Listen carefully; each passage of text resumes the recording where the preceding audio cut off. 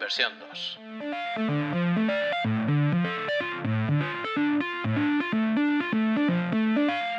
Bueno, la verdad es que cuando empezamos a hablar esto de versión 2, la idea original era un poco hablar a desarrolladores como si fueran desarrolladores, no como si fueran gente de dummy que estuviera aprendiendo a desarrollar, sino que, pues eso, conversaciones típicas de desarrolladores con desarrolladores sobre temas que nos preocupan a todos y un poco pues comentar novedades, comentar cosas, pero no tanto basarnos en vamos a hacer tutoriales o vamos a intentar enseñar o que la gente aprenda a cómo hacer una cosa o dejar de hacer otra cosa, sino que sea todo un poco más natural, como más orgánico. Entonces, después de hablarlo mucho, pues decidimos hacer este podcast. Bueno, a ver cómo sale. Es decir, esto, para los que no lo sepan, es la segunda vez que lo grabamos. La primera fue una catástrofe. Esperemos que esta no sea tan catástrofe. Versión 2 lo formamos 3 personas. Buenas, Antonio. Buenas, Álvaro. No te puedo decir buenos días, me acabo de dar cuenta porque si lo escuchan por la tarde va a parecer que está grabado el programa. Buenas noches. Buenas noches. Dani. Buenas en cualquier hora. Buenas en cualquier hora, dependiendo de quién lo oiga, ¿no? Claro. Ah. Buenas localizado. Así que vamos. ¿Qué os parece? Primer programa, ¿qué expectativas tenéis? No hacer mucho ruido, Bueno, porque somos bastante almas inquietas y no nos podemos estar quietos. Yo creo que el objetivo es un poco lo que habíamos hablado desde el principio. El intentar grabar una conversación como si tuviéramos todos muchísimos amigos desarrolladores que nos pudiéramos entender y estuviéramos en un bar grabándonos una conversación normal y corriente. Creemos que puede ser interesante que la gente lo escuche y por eso hemos decidido dar el salto a grabar, ¿no? Todo hay que decir que esta vez no tenemos cerveza, entonces a lo mejor puede salir bien porque no bebimos antes de hacer el programa. No lo sé. Puede que tengamos que volver a introducir las cervezas después. Veremos. Cuando veamos este resultado, lo evaluamos. Alguien me dijo que iba a haber alcohol hoy, que iba a haber whisky, yo por eso he venido, pero creo que me han engañado. Sí, iba a haber whisky, pero el problema es que me tenía que traer el trípode de la cámara y toda Problemas esta de mierda. logística. Y la botella de whisky pues me parecía un poco heavy para la próxima whisky. Como Ok. veis, todos somos igual de tristes en el mundo del desarrollo. Sí, exacto. Cuando empezamos esto, empezamos a hablar de versión 2 y queríamos dar un subtítulo. Una de las cosas que empezamos a discutir era si lo que íbamos a hablar era de la cultura de software. No sé si lo recordáis, yo creo que estabas tú. Y Dani estaba a través de mensajes. Y empezamos a hablar de la cultura de software, como un concepto súper molón y demás que no existía. Cuando yo empecé a buscar sobre el tema de la cultura de software, lo que me encontré fue que en principio hablaban de establecer cultura de desarrollo de software, que exactamente no es lo mismo. Es como pues todo este tema de que los programadores se sientan valorados, que la empresa haya una dinámica positiva en la empresa y demás, y todo eso como cultura del software, realmente como cultura del desarrollo del software, transparencia, cosas de estas. Y empecé a decir, joder, esto de la cultura, digo, pues habrá una definición de qué es la cultura. Y esto de ser ingeniero, pues lo que pasa es que no te enteras de estos tipos de debates filosóficos que existen, porque entonces empecé a buscar información sobre una definición de lo que es la cultura y me empecé a dar cuenta que no hay nada claro, absolutamente nada, que diga exactamente lo que es la cultura. Y empecé a encontrar que había como 14.500 definiciones distintas y que dependiendo de la época la cultura es una cosa o es otra. Yo he seleccionado dos, básicamente porque son las que más me interesan, porque creo que son las que cuadran más con lo que es mi visión de la cultura, pero no es porque sean las mejores. Encontré una de Edward B. Taylor, que es un tío bastante famoso a nivel de filosofía y demás. Sinceramente me podría poner en plan cultureta y decir que he leído todos sus libros y demás, pero no lo conocía hasta que lo encontré en la Wikipedia, que define la cultura según la siguiente frase, copiada de la Wikipedia, por supuesto. Y dice, aquel todo complejo que incluye el conocimiento, las creencias, el arte, la moral, el derecho, las costumbres y cualesquiera de otros hábitos y capacidades adquiridos por el hombre. La situación de la cultura en las diversas sociedades de la especie humana, en la medida en que puede ser investigada según principios generales, es un objeto apto para el estudio de las leyes, el pensamiento y la acción del hombre. La segunda parte está refiriéndose a culturas sociales o a culturas, pues eso, hablar de cultura a un concepto más global de sociedad, pero así, la primera parte sí me interesa porque yo creo que se encaja con lo que estábamos hablando del desarrollo del software. Sí creo que podríamos hacer hasta una analogía de lo que estamos pensando cuando hablamos de la cultura del software. La segunda parte es de un autor alemán un poco más conocido, de este sí he leído algo, ¿sabes? Que es Marx, que básicamente define la cultura como un reflejo de las relaciones sociales de la producción. Ya sabéis que Marx, con el tema del trabajo y como hombre productivo que éramos, tenía un poquito de obsesión y todo lo metió dentro de la lucha de clases. Y creo que eso perfectamente encaja. Es decir, como entramos dentro de la cultura se define dentro de nuestras capacidades productivas, y dentro de lo que cabe, al final un programador, un desarrollador, es un ser que produce. En este caso programas, código, pero es un ser productivo. Yo creo que, entrando en esta definición, yo no sé si, después de mucho tiempo, no sé si existe un concepto de cultura de software hegemónico que encaje dentro de estos conceptos, pero sí existe una serie de identidad, yo creo que entre todos los desarrolladores, porque tenemos un vocabulario común, porque tenemos una forma de expresar las cosas similar, porque podemos hablar de ciertos temas que con otras personas es muy difícil hablar, porque tenemos una serie de creencias o tenemos una forma de ver el mundo distinta a otros tipos de personas, y yo creo que sí nos hace que tengamos un carácter más cultural. ¿Qué opináis sobre...? Sí, yo creo que, al igual que dices tú, sí que es cierto que, al final creo que a todos nos ha pasado lo mismo.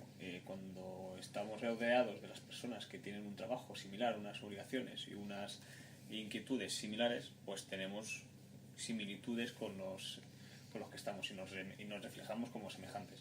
Al final creo que va orientado a la parte de por qué consideramos que hay una nueva cultura. Cada vez somos más desarrolladores, y el hecho de que cada vez seamos más desarrolladores hace que cada vez entre nosotros nos identifiquemos y entre nosotros nos arropemos más que lo que éramos antes. Supongo que es un poco en la línea de lo que estamos diciendo. Bueno, yo estoy de acuerdo igual, ¿eh? Creo que hay una parte de... Al final te sientes parte de un grupo de gente que habla tu mismo idioma o trabaja en el mismo área que tú, y eso siempre va a generar un grupo. Sabemos que tiene unas percepciones particulares de las cosas y que tiene unos intereses también particulares y un lenguaje particular. Sí, pero exacto. Sí, yo creo que estoy completamente de acuerdo con vosotros, y creo que en el tema del mundo del desarrollo se acentúa aún más, básicamente porque al final es un punto en donde salimos del trabajo y seguimos pensando en el desarrollo, tenemos como esa inquietud de seguir codificando, seguir trabajando como pensamos, dedicar todo el día. Es decir, parece que estamos todo el día hablando sobre ese tema. Muchos de vosotros podéis preguntar ¿por qué estamos hablando de cultura de software? Yo creo que ese es un punto que también podemos aclarar, y yo creo que actualmente sí que podemos decir que hay una cultura de software, porque actualmente sé que hay un núcleo fuerte de desarrolladores que antes no existía. A lo largo de la historia ha habido distintos trabajos, y creo que ahora uno de los más demandados y uno de los más solicitados y uno de los más concurridos es el de la figura del desarrollador, cosa que no siempre ha sido así. Por eso creo que ahora es importante, o que es oportuno, que hablemos de esa cultura de software de la que antes no podíamos hablar porque no existía ese núcleo de personas. Ahora mismo es el momento de la historia en donde más desarrolladores hay en el mundo, y mañana será el momento de la historia donde más desarrolladores en el mundo, porque día a día se están creando más desarrolladores, y ya hasta hace 20 años esta necesidad no existía. Entonces, si es el momento de crear un grupo de personas que con mismas aficiones, con mismos intereses, es este momento donde se está viviendo ese auge cultural o auge de personas que se sienten dentro de un colectivo. También un desarrollador nunca la tiene tan fácil como lo tiene ahora. Hace 15, 20 años el ser desarrollador implicaba una serie de connotaciones que las podemos considerar incluso negativas. Normalmente era un tío raro, era un tipo con gustos estrafalarios, bastante extravagante, solitario en muchos de los casos, cosa que ahora esa percepción que se tiene desde la sociedad hacia nuestro colectivo ha ido migrando, ha ido cambiando gracias a... Es la evolución de conceptos como nerd o geek que han ido pasando durante el tiempo. Es decir, no es lo mismo la concepción de nerd, que tiene un carácter negativo, y a día de hoy tiene un carácter negativo dentro del concepto. Una persona nerd es una persona solitaria, rara, que viste extraña, que está inadaptada, que es obsesiva con ciertas cosas, que se le pueden dar bien las matemáticas, y ese concepto durante los años 80 y 90 se llevó al extremo en toda la cultura popular. Es decir, han hecho he estado haciendo un repaso de una lista de películas y y series de televisión que tratan estos temas durante los años 80 y 90, que ves esa evolución en donde dices, joder, ¿qué pasa? Es decir, porque tienen esa concepción. En España el concepto geek y freak se empieza a utilizar a partir de 2005, 2002, una cosa así, se empieza a utilizar aún más ese concepto. Sí, de hecho, el concepto de freak o de freaky, como ha venido aquí a España, en las primeras inicios en las que se utilizaba de forma negativa, y que te dijeran que tú eres friki, tenía esas connotaciones negativas que casi de insulto, mientras ahora casi es una alabanza que te digan que eres un friki. Sí, y además el concepto freak en Estados Unidos no es el mismo concepto de freak que aquí. El concepto de freak de Estados Unidos es un personaje de feria, ¿sabes? La mujer barbuda, el hombre más grande del mundo, eso es un freak, no es una persona que le gustan los Pokémon, que es como lo asociamos nosotros. Sí, no, yo creo que aquí pasa un poco lo que suele pasar a veces, ¿no? Las malas traducciones las asumimos como nuestras, ¿no? Y cambiamos el significado porque al final no tiene nada que ver con la visión original del concepto, ¿no? Y con eso podemos empezar con muchos, o sea, saber de eso, que te llamen un freak, si es bueno o es malo, bueno, dependerá de quién te lo esté llamando y cuál sea su idioma, digamos, nativo, ¿no? Igual que el concepto hacker, pues entiendo que es otro de los grandes conceptos maltratados, ¿no? Significa cosas distintas para distintas personas, incluso dentro del mundo del desarrollo también para distintas personas según la percepción que tengan de distintas áreas. Sí, básicamente. Vamos, la película Hackers, si la recordáis, yo creo que vamos, todo el mundo recuerda a Angelina Jolie. Yo realmente la trama de la película no soy capaz de recordarla, ¿sabes? Nada más recuerdo como escenas y flashazos de la película en sí misma con una estética ultra cyberpunk, con Angelina Jolie haciendo de hacker que bueno, luego hablaremos del perfil que tiene el perfil que tiene el desarrollador medio, pero dentro de un sector en donde prácticamente no hay mujeres, encontrarte a Angelina Jolie es complicado. A ver, las haylas, pero es complicado. En los años en los que se hizo esa película, que habría todavía Bien menos que las que hay ahora. O sea, sí. Pero vamos, que también tenemos ese afán porque las desarrolladoras sean top model, porque si os acordáis en Matrix, Trinity es también una ex top model y es nuestra hacker preferida, haciendo que creo que dice que entra en Hacienda, ¿no? Si no me equivoco. Pero vamos, es una hacker que también es una ex top model, así que tenemos una pequeña obsesión por poner a estos model como hackers. Yo creo que es la capa hollywoodiense para conseguir vender una película que hable de informática, básicamente. Sí, bueno, por ejemplo, otro caso también, estaba pensando en Transformers. La primera película de Transformers, la chica también que es ultra programadora, no es top model, pero pues sí, es una chica que es muy, muy mona. Lo mismo que nosotros, si nos vierais, nos estamos grabando por no ofender al público, pero vamos, nosotros no apareceríamos en la película. somos Keanu Reeves en Matrix, o que además tampoco envejecemos durante los años. O Hugh Jackman, ¿vale? Sí, el caso más extremo, es decir, de esa evolución de Freak and Geeks o pasando por hackers, pasando películas como Johnny Mnemonic. Yo creo que el caso más extremo de programmer, como me gusta a mí de llamarlo, que es el caso de soy programador pero soy guay, soy un tío molón, es el caso del caso Surface, que yo creo que es el caso más extremo de programmer brutal. Un tío que puede hackearte la NASA borracho mientras hay una mujer en sus pantalones, pues es una cosa pues un poco extrema de programmer. Yo creo que además también en ese caso combina también la otra visión de eres una persona hundida, aislada del mundo, que vives ahí, pues eso, en la miseria, aunque eres capaz de destruir el mundo si quieres, pero no quieres. Sí, ese es el programador superhéroe. Claro, es la otra capa de ese. Porque no quiero, bueno, pues prefiero vivir aquí en esta furgoneta. Que eso también es un tópico, es un arquetipo de Hollywood. El típico programador que aparece, que está en su casa encerrado y que tiene las claves para resolver cualquiera de los problemas que tiene el prota de la película, es un arquetipo también de Hollywood. Pero justamente con todas estas películas que hemos ido mencionando, si las fuéramos colocando cada una en su fecha, iríamos viendo esa transformación de la percepción que se tiene de nosotros. Desde las primeras connotaciones que decíamos que eran raritos a cómo molamos y llegamos a tener mujeres en nuestros pantalones, como tú amablemente has dicho. ¿Has visto? Me estoy controlando, ¿eh? Pues me metiste mucho conmigo el otro día. Normalmente, pero me estoy controlando. Normalmente Álvaro no suele ser de esta índole y seguramente luego se le soltará algún exabrupto, así que no os preocupéis. Poco a poco. Cuando vaya pillando confianza. De esa película, ya el caso Swordfish, nos vamos a ya la última época, los últimos 5 o 10 años, en donde el fenómeno Geek Freak es completamente está completamente socialmente adaptado, es una cosa que hasta en cierto punto se quiere hasta imitar, y tenemos a personajes como Batman, Iron Man, o casos como series como Silicon Valley. Hasta pondría el ejemplo de IT Crowd, de que aunque es una parodia del concepto de informática, tienen un punto, al final termina, bueno, no sé si, bueno, no voy a hacer spoiler, pero al final termina muy bien y terminan un poco valorando positivamente todo ese trabajo que están haciendo. Entonces, todo ese fenómeno en los últimos 5 o 10 años ha cambiado completamente. Ahora parece que ser nerd o ser geek es una cosa como hasta cierto punto positiva, porque tienes una forma de ver el mundo que el resto de la gente envidia. Bueno, justamente iba a decir eso. Más que sea bueno, es que incluso nos intentan imitar. Yo creo que nos intentan imitar también por el sector en el que nos encontramos, por las distintas ventajas que podemos tener contra otros sectores. Pero yo creo que es que últimamente incluso no es que esté bien visto, sino que se intenta imitar desde distintos sectores. Cada vez es más habitual ver camisetas que hace unos años podíamos ir al frikis y que a nadie se le ocurría ponerse, porque era, joder, vas a ir con esa camiseta, te van a estar señalando por la calle como un friki, y ahora es lo más habitual que los niños de 5 años se las pongan y se las compren y las vendan en el Zara.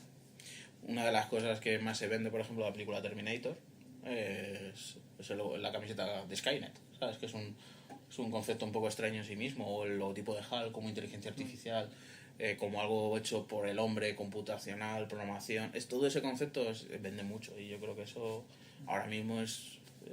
si encima lo mezclas con la cultura de los videojuegos, que también ha explotado en los últimos 10 años, se ha creado un ecosistema en donde el desarrollador es un tío, pues casi una rockstar. Va a eventos, puedes rellenar un auditorio de 2.000 o 2.000 o 3.000 personas para oír una charla. Es un fenómeno un poco particular. También todo eso yo creo que también está relacionado con la accesibilidad que se tiene a la tecnología. Hablábamos hace un tiempo que justamente el hecho de que se tenga acceso cada vez a más tecnología hace que idealicemos mucho más a la persona que tiene esa tecnología. A día de hoy cualquier persona tiene un móvil, tiene una tablet, tiene un ordenador, tiene una Raspberry quizás en su casa, y el hecho de que alguien diga, joder, es que estos tíos lo entienden cómo funciona, entienden cómo explotarlo, entienden cómo utilizarlo en su máxima potencia, hacen que nos idealicen mucho más de lo que antiguamente nos idealizaron. Estamos mucho más próximos a algo que la gente común entienda de lo que estábamos hace unos años. ¿Y cómo es ese desarrollador? Eso es lo que me estuve dando de vueltas. Es decir, ¿cuál es realmente cómo podemos perfilar ese desarrollador? ¿Y cómo podríamos perfilar? Ya está el estereotipo por encima. Vamos a intentar... dije, voy a intentar desmontar ese estereotipo. Y realmente lo que me salió fue algo bastante triste, en el fondo. Sí, no es verdad. Es decir, Primero tienes que explicar cuál es el estereotipo. El estereotipo de una persona solitaria, hombre, con granos en la cara, que intenta venir a trabajar. Sí, es decir, no sé, ¿habéis visto Trabajo Basura? Pues el concepto de trabajo basura, pues esa idea ese es el estereotipo que tenemos en la cabeza. Vale, ¿qué dicen los datos? Hay datos de... Sí, exacto. Entonces me puse a buscar y dije, ¿cómo leches busco esto? Y cómo encuentro una... Entonces encontré un review que hacen todos los años la gente de Stack Overflow. Como estamos hablando de desarrolladores, no hace falta que explique lo que es Stack Overflow. Básicamente, os habrá resuelto, es como el rincón del vago, pero para desarrolladores. Sí, oye, para muchos es hacer copy-paste y ya está, y resolvemos problemas. Contribuir en Stack Overflow, por favor. Si te has sentido ofendido, es Álvaro, Sí, vale. No somos los demás. Luego lo cortamos. Bueno, ¿cómo es el desarrollador medio? El desarrollador medio es hombre, blanco, heterosexual, básicamente. Estamos hablando con unas cifras totalmente escandalosas. Más de un 90% de los encuestados eran hombres, más del 70% eran blancos, más del 90% eran heterosexuales, con un grado bastante alto a nivel económico. Estamos hablando de que sus padres, en el casi 40%, más del 50%, tenían titulaciones superiores. Pues somos gente con un poder adquisitivo alto, desórdenes varios, de una edad que es también curioso, entre 25 y 34 años. Esto también es curioso porque yo no creo que sea tan... Bueno, sí puede ser realmente la media, si lo piensas. 25 o 34 años no creo que sea un desorden de Stack Overflow, no sea algo que estadísticamente encuadre con Stack Overflow. Seguramente responda a de dónde salen estos datos. Si tenemos que explicar a estos señores, para aquellos que no quieran acceder al link, que lo pondremos en la descripción del vídeo. Que estará puesto. si no quieren acceder a de dónde son estos datos, haciendo un pequeño resumen, son los datos de las personas que entran en Stack Overflow que han respondido un cuestionario. Seguramente sean de 25 a 35 años porque para tener los datos, estar registrado, tienes que haber querido responder esos datos. Y seguramente la gente más joven somos más prolíficas a responder las encuestas que los más adultos.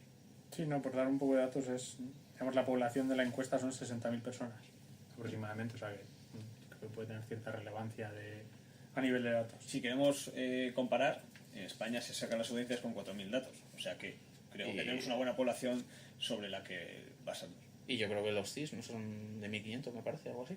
Depende del CIS que sea. Pero creo que son 1.500, me parece que es la población del CIS. Pero 65.000 me parece una población bastante grande. A nivel de tecnologías también me ha parecido curioso, pero bueno, esto ya lo podríamos hacer en otro día, otro comentario y hacer un análisis más concienzudo de esto. Pero al final es eso, tenemos un grupo de personas que mayoritariamente son hombres, que mayoritariamente son de esta clase, pues de clase alta y que es un grupo muy muy homogéneo, se ve como muy homogéneo. Yo creo que esto está cambiando, evidentemente, hay cada vez más mujeres dentro del sector, aunque debería ser más, o en mi opinión creo que deberían ser más.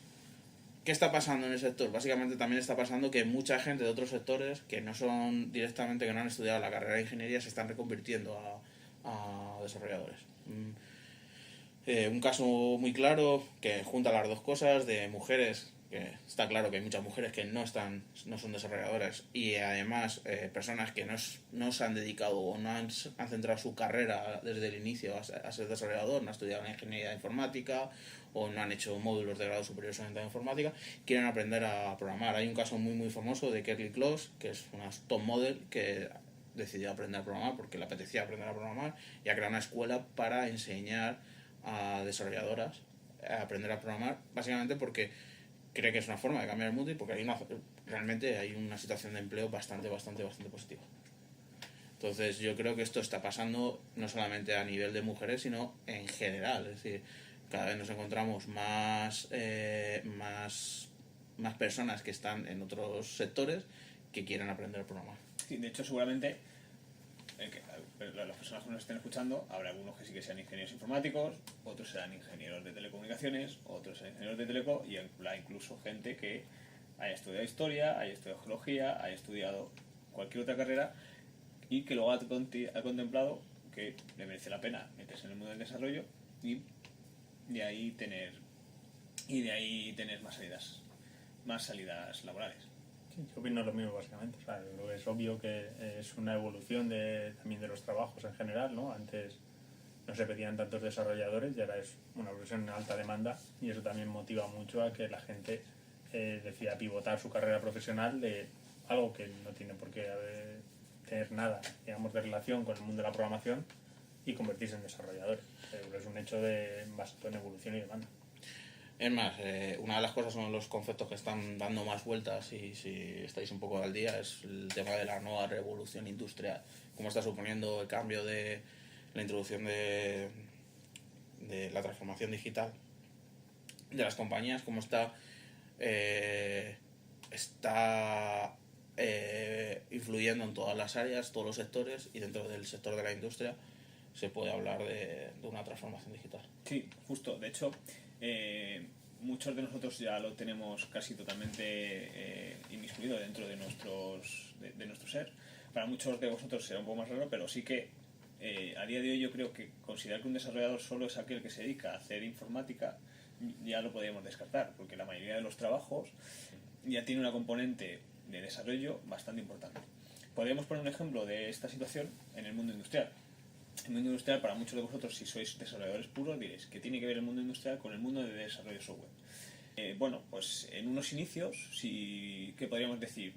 Son mundos disjuntos, son mundos que están bastante separados, ya que el mundo industrial pues, se dedicaba a la fabricación, y cuando fue apareciendo el mundo del software se dedicaba más al mundo de servicios y al mundo del desarrollo. En cambio, con la evolución de los tiempos, con las distintas fases por las que han ido pasando el proceso productivo, el proceso industrial, estos dos mundos, el mundo del desarrollo del software y el mundo industrial, se han ido solapando. Y de hecho yo creo que a día de hoy es el mismo, el sector es exactamente el mismo. Hace 20 años un ingeniero industrial distaba mucho de lo que era un ingeniero de informática, Uno se dedicaba a la electricidad, a poner chips, a hacer sus circuitos o a cablear sus instalaciones, mientras que otro se dedicaba a sus ordenadores y a sus aparatitos. A día de hoy, yo creo que si nos vamos a cualquier empresa del entorno industrial y estamos en una empresa del mundo del desarrollo, varía un poco. Yo creo también eso, bueno, no sé, tú eres el industrial, así que en esto nos vas a aclarar más cosas, pero yo creo que aquí la aparición de los PLCs fue lo que reventó completamente la forma de la industria de primeras. Justamente, de hecho, si tuviéramos que hacer una mirada hacia atrás de cómo ha sido la historia para poder predecir cómo va a ser el futuro, muchos de vosotros habréis oído hablar de la primera revolución industrial y de la segunda revolución industrial, que normalmente era lo que se estudiaba en los institutos y en los colegios. La primera revolución industrial fue la que apareció con la aparición de la máquina de vapor, es decir, ya pudimos empezar a hacer procesos de fabricación, procesos de manufactura bastante más avanzados. Entonces, junto con la máquina de vapor aparecieron los telares, que hicieron que la industria y el tejido industrial, sobre todo en la parte londinense, fueran evolucionando y dieran un paso hacia adelante en lo que a capacidades y a características y a habilidades de los sistemas productivos se tenían hasta ese entonces. Se puede hablar de una segunda revolución industrial cuando se introduce la cinta de transporte, ya que facilita que esos procesos industriales y esos bienes que se fabricaban reduzcan el precio y sean más accesibles al común de los mortales. Y en algunos casos, algunos de vosotros habéis estudiado la tercera revolución industrial, y que es la que se introdujo con el mundo de la automatización. Yo, por ejemplo, cuando estudié esa tercera revolución industrial, se olvidaron de contárnoslas, no sé si es vuestro caso. A mí me lo contaron, pero me la simplificaron como los robots. Entonces, bueno, simplemente para hacer matiz, la tercera revolución industrial se considera que es a partir del 1970 a 1980, aparecen en el mundo industrial unos aparatitos que se llaman PLCs, que son Programming Logic Controllers, ¿vale? Controladores lógicos programables. ¿Qué característica o qué diferencia introduce con respecto a lo que había antes? Que permite una automatización prácticamente total de lo que eran los procesos de manufactura. Entonces, en ese momento, ya se hablaba de que iba a haber mucha destrucción de trabajo. Porque además, básicamente, era un tema de costes. Es decir, al final, uno de los problemas que tenías con los PLCs, antes de que existieran los PLCs, era que si tú querías cambiar la fábrica, tenías que cambiar físicamente el hardware de lo que se estaba haciendo. Sí, yo creo que, o sea, esa parte también, no solo, digamos, el tener que cambiar toda la fábrica, pero también hay un cambio de decir, oye, si necesito controlar cómo es el funcionamiento, pues, de una máquina, de un motor, de algo que aparentemente es simple, hay un montón de piezas que ahora ya no necesito, porque antes la parte de cómo funcionaba eso, ¿no?, de la maniobra, era algo físico, y ahora pasa a un entorno programable. Yo me acuerdo que cuando fui a California al Museo de la Informática que tienen, aproveché, había un tour dan como tours voluntarios, que son antiguos trabajadores de empresas de allí del Valle, y ya están jubilados y se ponen a hacer un tour. Y me acuerdo que el que nos dio el tour era una persona que era un ex empleado de IBM, que nos contó que el primer día que fue a trabajar cuando entró en IBM, el primer día que estuvo trabajando toda su vida en IBM, el primer día que trabajó en IBM, estaban de huelga porque había aparecido el mainframe. Era cuando IBM estaba integrando el mainframe, que sería como el equivalente al PLC dentro del periodo industrial. Entonces, que se estaban quejando, claro, los fabricadores de hardware a medida, porque claro, el final ordenador hasta la aparición del mainframe de IBM era: ¿quieres hacer un ordenador para hacer esto? No te preocupes, te mandamos a 50 tíos que te construyen el ordenador que te va a hacer este cálculo. Entonces, en la aparición del mainframe, lo que hacía era que todas esas personas dejaran de tener trabajo, y ese fue su primer día, fue huelga de trabajadores de IBM porque la gente estaba quejándose de que apareciera el mainframe de IBM. Sí, a lo largo de la historia estos son casos comunes que podríamos documentar y que podríamos visualizar, pero al final siempre han tenido la misma connotación. Aparece una nueva tecnología, aparecen unas nuevas herramientas, aparecen unos nuevos dispositivos y o nos van a quitar el trabajo o nos vamos a quedar obsoletos. La realidad luego nos ha demostrado a lo largo de la historia que no ha sido así. Simplemente lo que se han hecho ha sido los trabajadores ir reconvirtiéndose. De hecho, porque fue importante el que apareciera en el uso de los PLCs, aparte de por todo lo que han mencionado tanto Álvaro como Dani, una de las principales diferencias fue que mejoró la calidad del trabajo humano. Hasta ese momento había mucho trabajo humano que era muy repetitivo. Si vosotros habéis tenido que trabajar en algún momento en algún proceso repetitivo, hasta los años 70, cuando tú veías manuales de guías de utilización o guías de administración de las industrias, se tenía muy cotizado temporalmente cuánto tiempo podía trabajar una persona en un trabajo para que no se distrajera. Porque si tú constantemente estás haciendo el mismo movimiento con las manos, llega un momento en el que a partir de los 25 minutos dejas de de ser consciente de lo que estás haciendo.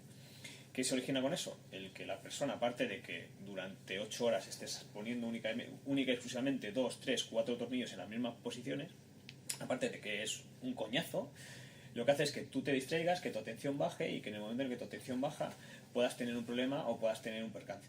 De hecho, si miráramos estadísticas de los años 70, los problemas, los accidentes laborales, veríamos que eran bastante importantes y se fue mejorando. Y que además la calidad baja.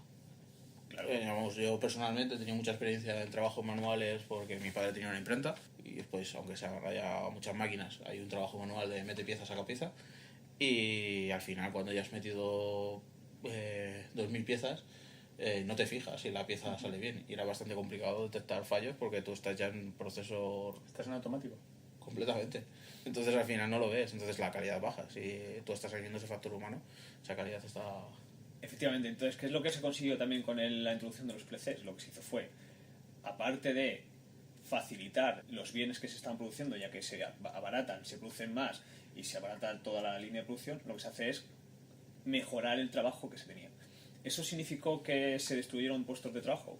Pues la historia, si miramos hacia atrás, nos dice que no, cada vez somos más personas y cada vez somos más trabajadores. ¿Qué es lo que pasó? Que se fueron transformando a unos puestos más especializados. Esa fue la única connotación. ¿Por qué hablamos de todo esto? Porque actualmente nos encontramos en una nueva era. Diversos estudios nos dicen que nos encontramos en una nueva revolución industrial, en la que se le ha denominado la revolución industrial, la cuarta revolución industrial, o si miramos en medios anglosajones, la Industry 4.0. ¿Cuándo apareció por primera vez este nombrajo de la cuarta revolución industrial? La primera vez que apareció el nombre de la cuarta revolución industrial fue en la Feria de Hannover de 2011. Para aquellos que no estéis dentro del mundo industrial, la Feria de Hannover es la feria por antonomasia del mundo industrial en el que se presentan todas las novedades.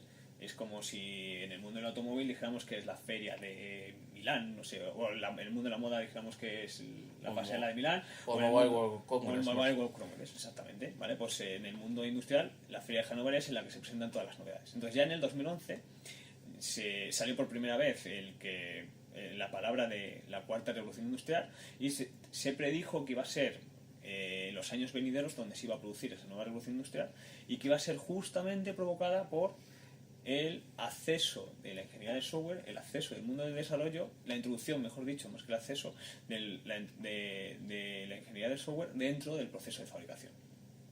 Entonces, bueno, desde el 2014 ya otra vez en la Feria de Hannover sí que se hizo un documento, se hizo una serie de un estudio concreto de qué es lo que en qué iba a consistir esta cuarta revolución industrial y qué es lo que le iba a provocar. Entonces, entre los distintos puntos que nos encontrábamos en ese documento que salió de la Feria de Hannover, uno de ellos, lo más importante, era, aparte del IoT y de cosas que ya tenemos más adquiridas en el año 2018, estaba la introducción de la inteligencia artificial dentro del mundo de fabricación. Esto que puede parecer que está muy dispar el mundo de la inteligencia artificial y el mundo de fabricación, la realidad es que en el mundo de la fabricación hay muchos robots, estos robots tienen que ser programados y lo ideal sería que estos robots fueran aprendiendo cuándo hacer las piezas bien y cuándo hacer las piezas mal. Es decir, nosotros tenemos un proceso de calidad, si tenemos concordancia de por qué el proceso de calidad ha fallado, lo que tenemos que hacer es que el proceso de calidad no falle, poder predecir si van a fallar unas piezas o no. Aparte de eso, lo que se quiere introducir es la fabricación digital, la fábrica digital, que en muchos medios españoles como se ven, pues ya hablan de la fábrica digital. ¿En eso en qué consiste? En que tú puedas diseñar tu fábrica única y exclusivamente a partir de software. ¿Eso cómo se consigue? Introduciendo el mundo de la ingeniería de software dentro del mundo de la fabricación. ¿Por qué eso es importante? Porque en el mundo de la fabricación tú no puedes predecir cómo van a funcionar tus máquinas, tú no puedes predecir cómo van a funcionar tu fabricación, tú no puedes predecir cuáles van a ser los errores, tú no puedes predecir cuál es la calidad hasta que no está instalada. Las distintas herramientas que han ido surgiendo a lo largo de estos años justamente van en esa línea, el poder hacer un modelo de todo lo que va a ser tu fábrica para luego llevarlo al... Sí, lo que se llama el Digital Twin. Sí, aquí en España lo hemos llamado, pues eso, la fábrica digital. Entonces, justamente a partir de este concepto es cuando aparece la cuarta revolución industrial, que de hecho se podría considerar podríamos decir, nosotros llevándolo un poco a nuestro terreno, que la cuarta revolución industrial es la revolución del mundo del software. Sí, básicamente. Además, yo creo que más que una revolución es como la fusión de esos dos mundos que al final se juntan. El mundo OT y el mundo IT siempre han estado separados y y cosas, a mí me sorprende porque realmente los procesos son bastante similares en un mundo que en otro, pero por lo que sea, por la forma que tenemos de trabajar, por la forma en los entornos donde nos movemos, prácticamente han estado separados. Es que tenemos hasta herramientas complementarias o similares para las mismas cosas en los diferentes sectores que a veces te sorprende. Y yo creo que una de las claves de esta nueva revolución es que parece que se está intentando que esos dos mundos se junten y que haya interés por esas dos partes. Sí, de hecho, uno de los principales caracteres uno de los principales causantes de que esta revolución industrial haya surgido, aunque en muchos distintos documentos no hablan de revolución sino de evolución, ha sido el que en el mundo industrial cada vez se hable de lenguajes de alto nivel, de lenguajes de más alto nivel. Si nosotros tuviéramos que hacer una mención desde que salió la tercera revolución industrial, en la cual hablábamos que ha sido provocada por la aparición de los PLCs, estos PLCs iniciales, cuando nosotros hablábamos yo el mundo que más conozco es el de Siemens, de los antiguos S5, luego con sus evoluciones a los S7 y demás, los primeros lenguajes de programación que había para estos dispositivos eran lenguajes basados en contactos. Porque la gente que en ese entonces empezaba a trabajar solo única y exclusivamente trabajaba con contactos, estaba pensado en el mundo eléctrico. Entonces, la forma de programación, puertas AND, puertas OR y ahí complicado. Sí, básicamente puedes verlo como que tienes un interruptor, que puedes activarlo en modo on-off. Y es que la única vez que programaba una cosa de estas era rollo, me acuerdo que eran como líneas, las líneas que ibas poniendo la especie de conmutadores y eso es el mundo de contacto. Puedes decir cuando este contacto está abierto, quiero que hagas esto, cuando está cerrado quiero que se active esta línea y esta línea me dispara otra. Sí, que son ponías como los relés, como contactos y bobinas, sí. Eso es. Pero al final pasamos el mundo del software, el lenguaje que había para programar estos dispositivos, pasó de iniciarse con un mundo de contactos, con un lenguaje bastante tétrico, si tenías que hacer códigos bastante extensos. Es cierto que luego eran muy fácilmente mantenibles, porque simplemente tenías que ver por dónde se iluminaban las lucecitas y ya sabías si iba a funcionar o no, pero eran muy tétrico el desarrollar un software complejo sobre esos lenguajes. Fueron evolucionando estos lenguajes, fueron apareciendo lenguajes máquinas más próximos a las máquinas, que eran simplemente sentencias, como los que podrían ser de cualquier procesador. Sí, un rollo ensamblador. Sí, muy parecido al ensamblador, con tus sentencias AND, con tu sentencia OR, con tus saltos, a lo mejor más un basic, ¿no? Es decir, no, ensamblador lenguaje puro. máquina. Lenguaje máquina. Es más un lenguaje máquina. Yo recuerdo por otros motivos, hace tiempo estuve expuesto a ese tipo de lenguaje y recuerdo una vez que había que hacer un programa muy tonto que mandase una alerta a 5 números de móvil, mandar un SMS, y lo recuerdo como un horror bastante grande porque el concepto librería como tal no existe. El interactuar con un modem, te puedes imaginar, consiste en mandarle todos los comandos que hacen falta para establecer la conexión de GSM en esa época, iterar sobre una lista de contactos y ver si ha fallado y tengo que reintentarlo, era algo, pues eso, estabas hablando de un lenguaje muy, muy, muy, muy básico. Ojalá fuera algo como Basic o algo de eso, pero no, era mucho más básico. Justamente por ese motivo, a lo largo de estos últimos años han ido apareciendo lenguajes de mucho más alto nivel, incluso lenguajes orientados a objetos para poder programar los PLCs. ¿Esto qué ha originado? Esto ha originado que en el estándar que rige la programación de estos dispositivos, que es el estándar IEC 61131-3, que ahí vienen todos los distintos lenguajes de programación de los que deben de tener acceso estos sistemas de programación, estos PLCs. Lástima, me sabía el guión 2, pero el guión 3 no lo conocía. Pues en este estándar ya vienen contemplados que hay lenguajes de alto nivel. ¿Vale? Hay lenguajes de alto nivel y que estos lenguajes de alto nivel, ¿qué es lo que nos facilita? Pues que iteraciones como las que estaba mencionando Daniel, cosa que hace unos años era impensable y que era súper complicado poder desarrollarlos, ahora va a ser mucho más sencillo porque son lenguajes de los que el mundo de desarrollo los tenemos mucho más próximos. ¿Y cómo interacciona esa capa? Porque aunque estemos haciendo lenguajes de alto nivel, a nivel de PLCs, ¿cómo podemos interaccionar con el mundo software? Sí, porque al final sigue habiendo una separación, es decir, por mucho que sean lenguajes de alto nivel, me imagino que no podrás desarrollar en Java, en un PLC. Estarás desarrollando un lenguaje parecido orientado a objetos, pero no un lenguaje equivalente al mundo IT, por así decirlo. yo bajo mi experiencia lo que puedes llevar son las mismas prácticas que tú utilizas para estructurar tu código, tus cosas. Hay ciertas cosas de esas que sí que puedes hacerlo con adaptaciones y con las restricciones que tengas del lenguaje.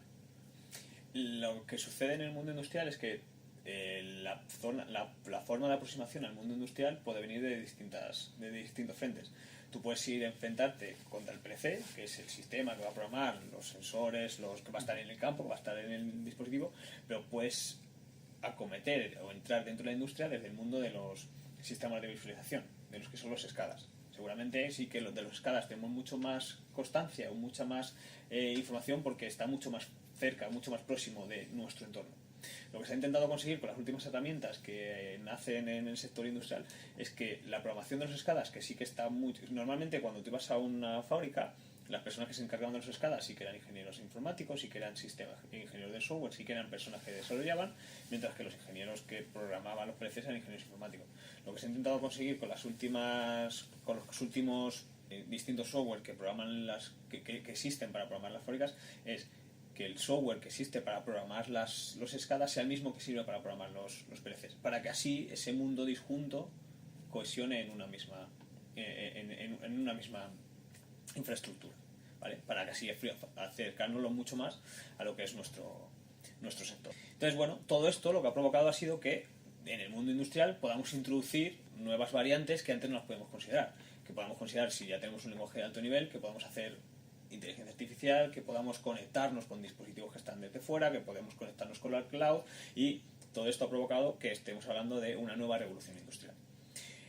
Como siempre, como hemos visto antes, que hablamos de una nueva revolución industrial, nos metemos en la pregunta de ¿pero esto va a originar que vamos a perder trabajos? ¿Esto va a originar que tengamos una huelga, como decía Álvaro, por el hecho de aparecer la fabricación, la nueva revolución industrial o la nueva evolución?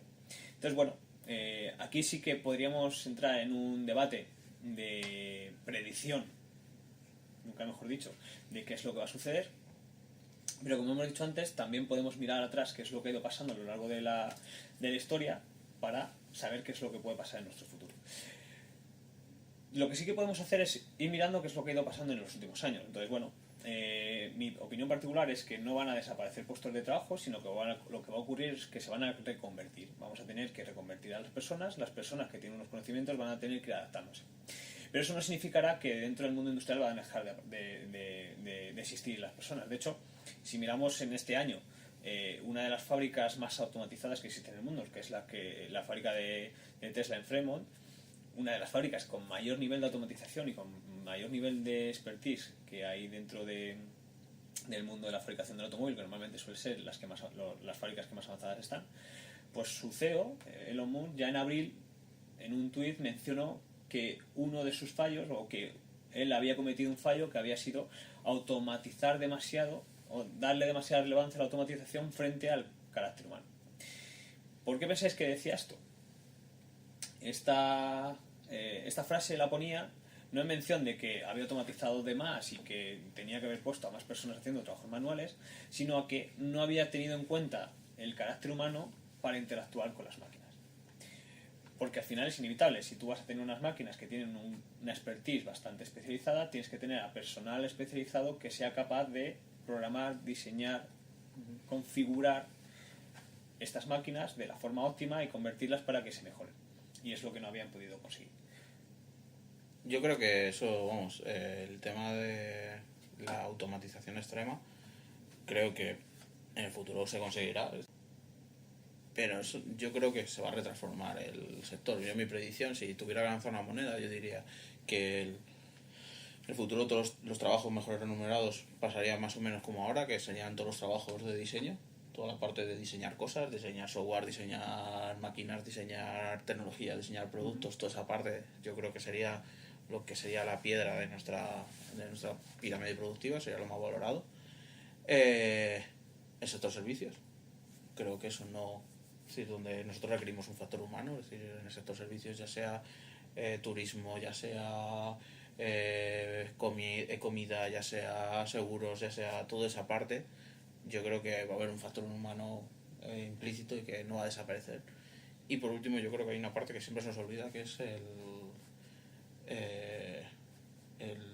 trabajo con personas mayores, o el trabajo de salud, o el trabajo social, por así decirlo, que yo creo que eso va a explotar en poco tiempo, o ya está explotando, porque al final somos cada vez más mayores, vamos a durar más tiempo y al final va a pasar eso.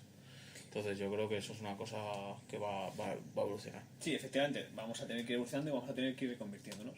Pero inevitablemente, para poder reconvertirnos, las personas que ya están trabajando y las personas que ya tienen un expertise característico, estas personas van a tener que tener una capacidad de aprendizaje y van a tener que tener unos procesos de aprendizaje o unos procesos lectivos con los que van a poder reconvertir en sus trabajos.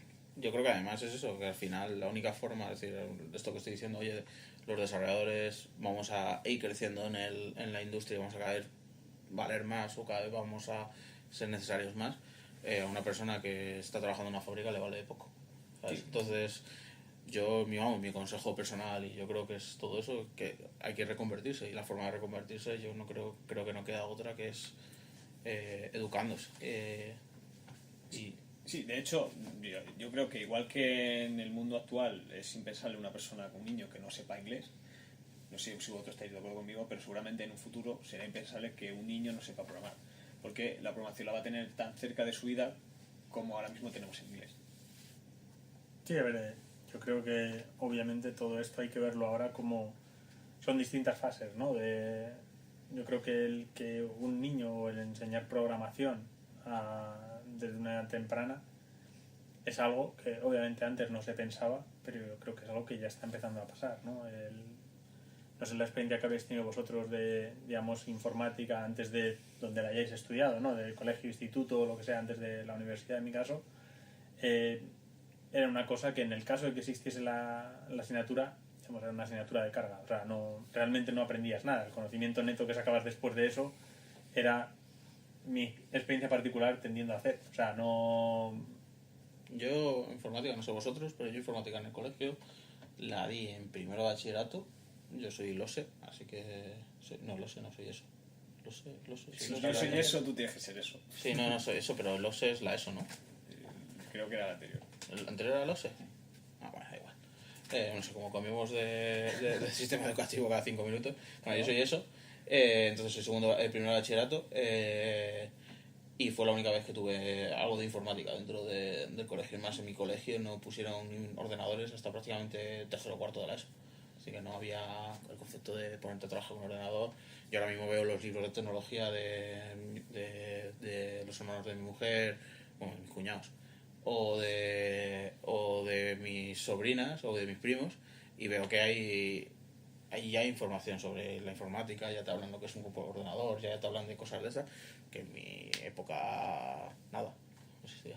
Bueno, yo en mi caso sí que di en el instituto de informática, pero porque eran de las optativas, de estas asignaturas que tenías que tener optativas, creo que fue en cuarto de la ESO y en tercero, pero solo vi haces. Algo súper útil en el mundo actual y en mi vida futura. Así que bueno, ese fue mi acceso a la informática. Yo aprendí latín, que no sé si es más... Sí, no sé si más tuve un examen de latín, porque yo daba cultura clásica, con lo cual no sé a nivel a mi yo futuro si le sirvió de mucho. Bueno, para tener esta mañana una discusión sobre datum, date o currículum, curriculae, si era futuro, si era plural o singular, ha sido para lo único que me ha valido el latín por ahora. Sabemos que muchos de vosotros disteis latín, lo sentimos por vosotros, no sirve de nada. Y griego, que no sé si todavía menos útil. Bueno, volviendo a lo que estábamos hablando, ¿no? Yo creo que está claro, ¿no? Que creo que tenemos la misma visión de ahora mismo un niño pequeño. Yo creo que deberíamos de poner la parte de informática o la parte de desarrollo, ¿no? A un mismo nivel que casi pues la parte de matemáticas. O sea, es algo que creo que va a ser indispensable, ¿no? Para el desarrollo futuro y para que en el futuro te puedas desenvolver en un mundo donde eso ahora ya es parte de algo que te rodea y es algo común, no es algo extraño de si me quiero dedicar a programar o no, es que probablemente la tarea de programación surja en tu día a día en algún caso, en el que sea, ¿no? Habrá algún mínimo momento donde quieras automatizar algo y para eso vayas a desarrollar algo que sea un pequeño script. Sí, de hecho, yo creo que igual que en otros sectores que no están solo dedicados al mundo de la programación, hay la aplicación de la programación cada vez más en su día a día. Dentro de poco seguramente sea bastante común que una persona de marketing tenga que hacer un script, por muy tonto que sea, o aunque esa persona no sepa que es un script, para hacer su tarea de su día a día. Sí, automatizar procesos en cualquier tipo de empresas va a ser algo normal. Ya no solamente estamos hablando de procesos industriales, estamos hablando también de hacer cálculos en hojas de compra, ver stocks. Sí, meter un script dentro de AutoCAD porque te dedicas a pintar una serie de planos y también soporta un lenguaje de scripting, cosas así, ¿no? ¿AutoCAD te soporta ya el lenguaje de scripting? Sí, desde siempre sí tiene una especie de lib. Desde que era pequeñito. Sí, sí. AutoCAD. No, ya, Desde que eras es que pequeño- mi conocimiento de AutoCAD es cero para cero. Puedes meter algo parecido a Lisp, si no recuerdo mal. La única diferencia es que normalmente la gente que se dedica a AutoCAD prefiere hacer sus capas, prefiere hacer sus... sí, tal, eso antes es que verdad. meter algo por Sí, programación. eso porque... me lo había dicho mi mujer alguna vez. Yo creo que mi mujer, si trabaja con AutoCAD, tenía movidas para hacer círculos y cosas de esas extrañas, figuras que podías dejarte programar la figura o cualquier cosa de estas, y luego después no vas a Sí, ejecutar te esa permite función. meter macros, por así decirlo, de cosas. Una cosa también interesante, ¿no? Relacionada con un poco de esto, que yo creo que está también con el tema de la adaptación, es también un cambio, ¿no? Mirando un poco a la parte de enseñanza y lenguajes, sí que parece también que hay un cambio, ¿no? Del paradigma de qué lenguajes se enseña ahora mismo, digamos, desde cero, ¿no? Para enseñar a la gente fundamentos de programación. Antes yo creo que era muy fácil, desde el punto de vista, digamos, de universidades, ¿no? Gravitar hacia lo que sería Java o C como lenguajes de base, porque hasta cierto punto, pues bueno, según un poco de lo que fueras a aprender, C te podía estar más cerca de la máquina y había asignaturas que, como lo que te enseñaban era más cercano a la máquina, al hardware, podías pelearte más con eso o con la parte de redes, y Java yo creo que era como el lenguaje predilecto para todo el tema de orientación a objetos, ¿no? Y ahora, pues bueno, parece que hay un pequeño cambio de paradigma donde cada vez hay mucha más gente que se está migrando, digamos, a lo que es la enseñanza en Python, en JavaScript, en cosas similares a este tipo de lenguajes. Yo creo que la clave es superar la decepción que se supone, no sé si vosotros os pasó en la universidad o cuando os enseñaron el primer lenguaje de programación, que es cuando haces el típico programa de cuadrados, calcular el área y cosas de esas, que cuando lo ejecutas y pones quiero que me pintes un cuadrado, te sale cuadrado, 2, 2 en la consola. Y entonces de repente es como, yo pensaba que me ibas a pintar un cuadrado. Y eso es una decepción. Yo me acuerdo, yo ya lo había superado cuando llegué a la universidad y estaba haciendo la práctica esa de los cuadrados con un compañero de clase. La terminamos y mi hijo se quedó así mirando diciendo, pero no va a pintar el círculo. Y yo dije, no, lo que vas a pintar es círculo de radio tal y con el centro en tal. O sea, que nos hemos tirado 2 horas para que ponga eso en la pantalla. Sí, pero lo has programado. Entonces yo creo que Python y JavaScript tienen herramientas también por encima más visuales que te van a permitir también que esa parte de salto de Lola Mundo pues que sea es muchísimo más accesible, muchísimo más atractivo para la persona. Por eso también yo creo que a los chavales se les está enseñando mucha programación con robótica, porque el mover el brazo 2 centímetros pues hace que el robot se mueva 2 centímetros y no tengas esa sensación de te has tirado 3 horas picando código para que has escrito 50 líneas para que ponga en la pantalla Hola Mundo o para que ponga en la pantalla cuadrado 2. No, yo creo que, o sea, estoy de acuerdo contigo, ¿no? Tiene algo que ver con lo que es la percepción del trabajo que has realizado, ¿no? Es la típica cosa, ¿no? De que trabaja en backend, hace cosas que nunca se ven, ¿no? Y parece que no existen. Sí que es cierto, desde el punto de vista de la enseñanza, yo creo que está bien, ¿no? Que al final seas capaz de ver o percibir más valor, si quieres, porque básicamente lo que va a hacer es que la gente, pues bueno, tenga una experiencia positiva de lo que ha estado haciendo, de esas 2 horas que tú comentas, y lo vea, ¿no? También creo que parte de este cambio de paradigma puede estar muy relacionado con el tema de la separación que puede existir entre, antes quizá para aprender un lenguaje de programación había una serie de prerequisitos que era básicamente entender pues mínimamente el hardware, el entorno en el que te movías, alguna serie de conceptos de más bajo nivel, y probablemente a medida que subimos en esta pila de lenguajes lo que estamos haciendo es permitir a la gente que programe cosas sin necesariamente tener que entender cuál es el sistema que tiene por debajo que las está ejecutando o la memoria que está usando o este tipo de subsistemas. Yo creo que irremediablemente vamos hacia eso, vamos hacia que la persona que vaya a programar no tenga que tener conocimientos de qué es lo que está pasando por debajo, pero creo que aun pasando eso va a ser inevitable que siga habiendo personas que sí que tengan que saber lo que tiene que haber por debajo.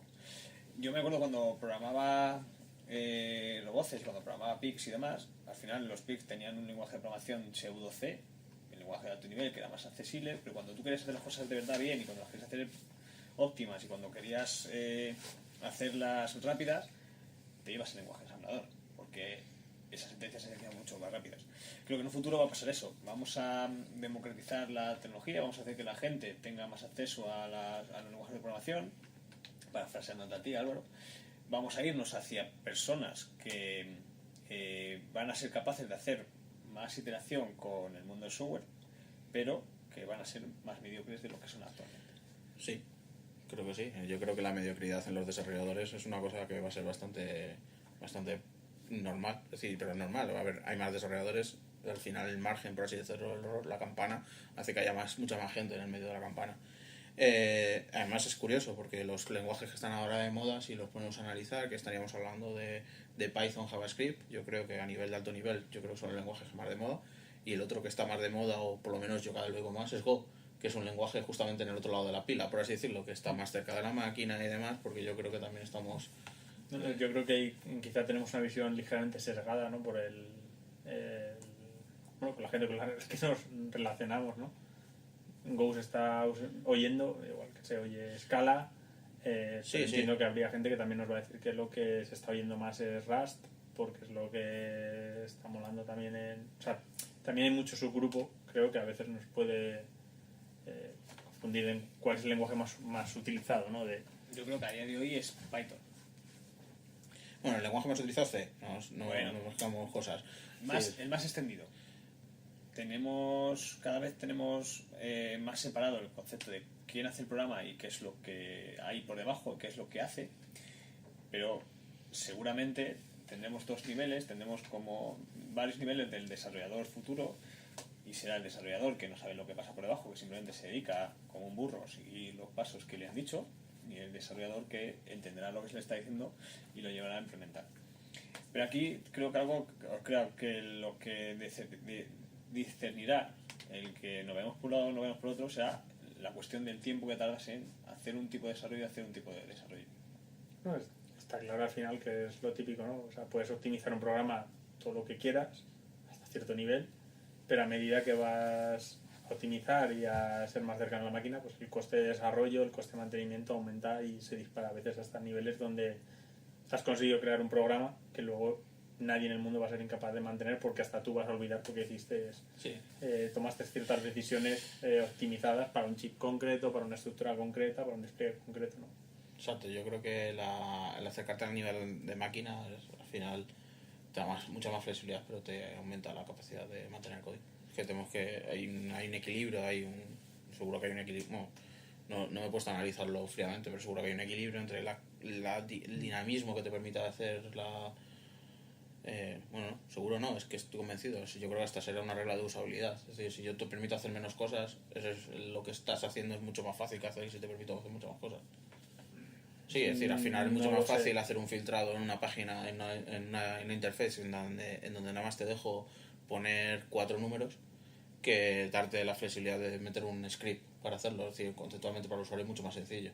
Entonces, pero ¿cuál es el problema? Que meter esos dos números, está limitado a esos dos números, a solamente esa variable, que cuanto más vas bajando vas dando más grados de libertad. A nivel de máquina, cuando vas controlando tienes más grados de libertad que cuando estás haciendo las cosas a alto nivel, pero ¿a coste de qué? Tiempo, al final, a coste de... Sí, no, a ver, yo creo que también está el contrario de simplicidad hiper compleja, que es, si te vas al tema de la máquina de Turing, sí, solo puedes hacer dos cosas, tienes ceros y unos, enhorabuena, tienes una cinta, pero es lo más horrible que te puedas imaginar, ¿no? Podemos reducir todos los ejemplos al absurdo, pero estoy hablando de que es dentro de una pila de un lenguaje de programación que está pensado como un ensamblador, que sí se puede programar en él y que no es una locura programar en él, a un alto nivel como puede ser R, no sé, creo que hay un grado de flexibilidad que el ensamblador te da, que R no te da, pero a cambio de perder tu vida y tu tiempo y que se te caigan los pelos de la cabeza haciendo cosas que puedes hacer en R en 2 líneas. Sí.